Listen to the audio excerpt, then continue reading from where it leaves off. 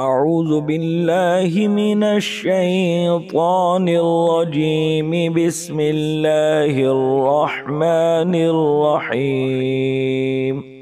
मुहतरम नाजरीन, अस्सलामु अलैकुम वरहमतुल्लाहि वबरकातुहू। आप देख रहे हैं मुस्लिम टीचर यूट्यूब चैनल। हम अपने चैनल में आपको खुशामदीद कहते हैं। उम्मीद है कि आप सब खैरियत से होंगे। आज की वीडियो में इंशाअल्लाह ताला मुसीबतों से निजात हासिल करने का नबवी नुस्खा, ये बहुत प्यारी दुआ है। इसको पाबंदी के साथ पढ़ने से तमाम परेशानियां दूर हो जाती हैं, मुसीबतों से निजात मिलती है। तो चलिए शुरू करते हैं। मुसीबतों से निजात हासिल करने का नबवी नुस्खा, सुबह शाम पढ़ें। अल्लाहुम्मा अंत रब्बी, अल्लाहुम्मा अंत रब्बी, ला इलाहा इल्ला अंत अलैका, ला इलाहा इल्ला अंत अलैका तवक्कलतु तवक्कलतु व अंत रब्बुल अर्शिल अज़ीम, व अंत रब्बुल अर्शिल अज़ीम। अल्लाहुम्मा अंत रब्बी, ला इलाहा इल्ला अंत अलैका तवक्कलतु व अंत रब्बुल अर्शिल अज़ीम। मा शाअ अल्लाहु कान,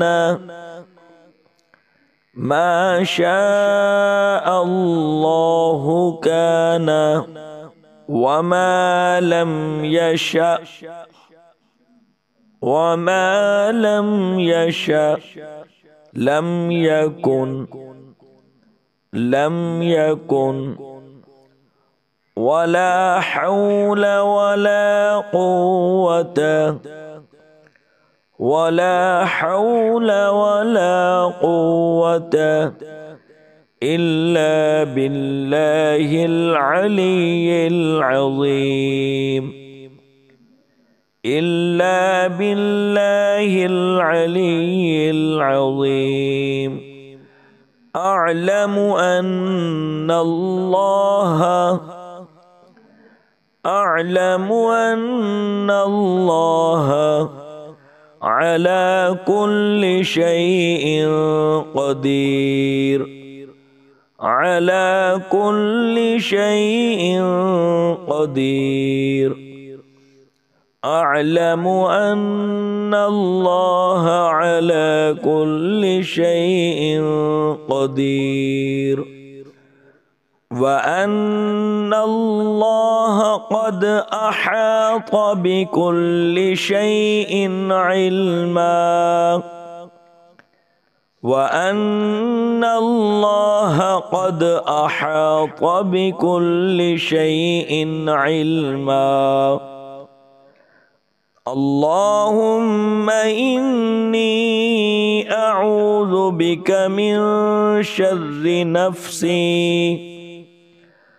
अल्लाहुम्मा इन्नी अऊज़ु बिका मिन शर्रि नफ्सी व मिन शर्रि कुल्लि दाब्बतिन, वमिन शर्रि कुल्लि दाब्बतिन अंत आखिज़ुम बिनासियतिहा, अंत आखिज़ुम बिनासियतिहा। इन्ना रब्बी अला सिरातिम मुस्तक़ीम, इन्ना रब्बी अला सिरातिम मुस्तक़ीम। ترجمہ: اے اللہ، آپ ہی میرے پالنے والے ہیں، آپ کے سوا کوئی عبادت کے لائق نہیں ہے، آپ ہی پر میں نے بھروسہ کیا اور آپ ہی عظیم عرش کے مالک ہیں۔ جو کچھ اللہ نے چاہا وہ ہوا اور جو اللہ نے نہیں چاہا وہ نہیں ہوا، اور گناہوں سے بچنے اور نیک کاموں کرنے کی طاقت اللہ کی مدد ہی سے ملتی ہے، جو بلندی والا، عظمت والا ہے۔ میں یقین کرتا ہوں کہ اللہ تعالی ہر چیز پر پوری قدرت رکھنے والا ہے، اور یہ کہ اللہ تعالی کا علم ہر چیز کو گھیرے ہوئے ہے۔